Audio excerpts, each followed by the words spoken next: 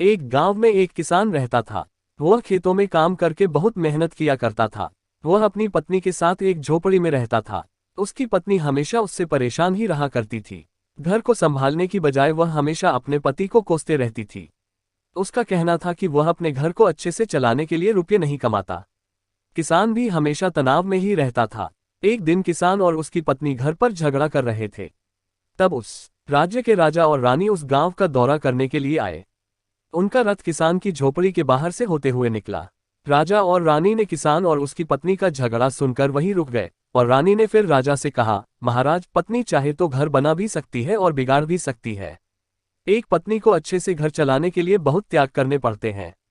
अतः मैं चाहती हूँ कि 3 महीनों के लिए मैं इस किसान के घर में रहूं। अपनी पत्नी की बात सुनकर राजा मान गया और किसान और उसकी पत्नी को बाहर बुलाया। किसान से राजा ने कहा, हमने तुम्हारी सारी बातें और झगड़ा